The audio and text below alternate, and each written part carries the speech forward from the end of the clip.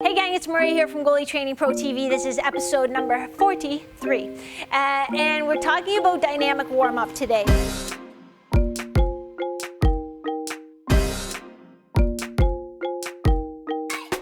The topic is the three exercises I want you to include in your dynamic warm-up.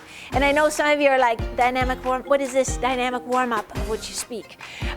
So for those of you, just do these three exercises. I think you're gonna feel better on the ice. I know that you don't have time to warm up on the ice, or when you do have time to warm up on the ice, is really just trying to move your face out of the way of like slappers that everyone's just taking right at your mask. So it's not really exactly the kind of warm up you need. The best case scenario would be that you do this at the rink somewhere. And I made it specifically so you don't have to lie on the floor, because I know that's gross.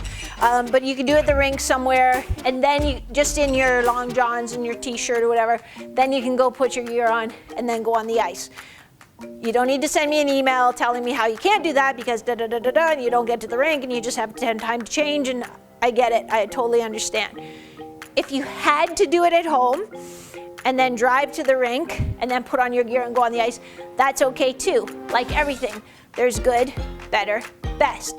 So it would still be better to do it at home, then drive to the rink, then put on your gear and go, than to not do it at all.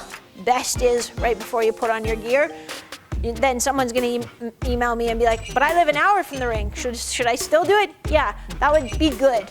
So good, better, best. If you live 4 hours from the rink, probably don't bother.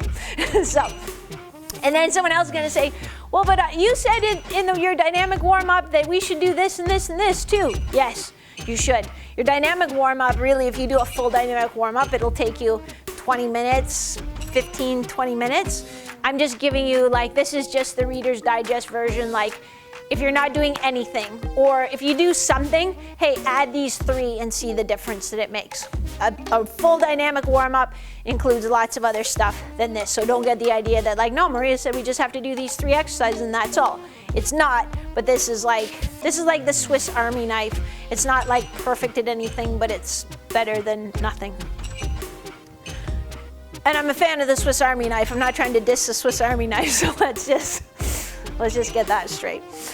So here's the first one. So we're gonna work a little bit of core stability and a little bit of hip stability, because you guys discount how much you need to balance just on one knee, just from your hip.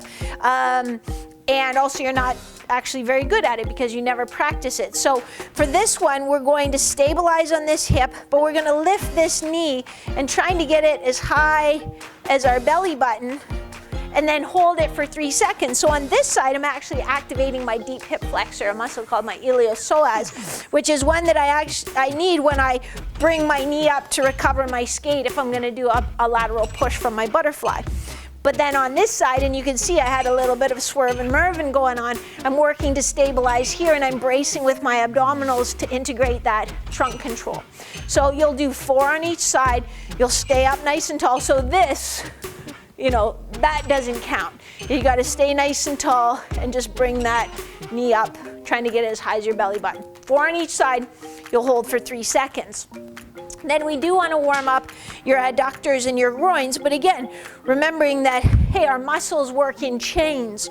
So a lot of times when you see goalies get injured, it's not just that they just kick their skate out and tore their groin. Often they've kicked their skate out and then the puck's gone the other way and they've reached this way, or it's been some kind of a compound movement. So you're gonna stand up, you're gonna step out, getting a nice stretch here. So this knee is gonna be straight, getting a nice stretch. You're gonna rotate away, following your hand with your head. Then you're gonna come back this way, following your hand with your head. Again, another nice stretch there. And then you'll just push back up. And then I can go back this way. So I'll come down, back, and then I'll push back up. So you really don't need a lot of space. You can just do it back and forth, and you'll do about 4 each way like that. And then for the last one, it's gonna be a little knee recovery. You don't need to get in your butterfly for this. It's just, we wanna get that leg recovery and a quick lateral push. So it's just gonna be a nice knee recovery, lateral push, but then stick. So again, working on this stability through your hip and your torso to stick that landing. You'll hold it for about 3 seconds, and then you'll come back down. Nice strong torso, good position, so not sitting back. Good position here. Thinking, hey, if I'm gonna lead with my head and my shoulders, so you can lead and then stick that landing. Notice how I'm staying nice and low and loaded in my legs. So I'm just reinforcing some good habits, turning on some muscles I'm gonna need, adding some length to a few patterns that I'm gonna use on the ice. That whole thing will take you maximum of 3 minutes, not even 3 minutes. So if you're doing a dynamic warm-up, add this in and just feel the difference. If it feels great, keep doing it. If it doesn't make any difference, then stop doing it. That's fine. If you're not doing any dynamic warm-up, add these 3 in, or start doing just these 3. I think you'll notice a big difference, and then you'll probably be like, give me more dynamic exercises. I can't believe I didn't do dynamic warm-up. I know how it is. This is Maria from Goalie Training Pro TV. I will catch you next time. Bye-bye.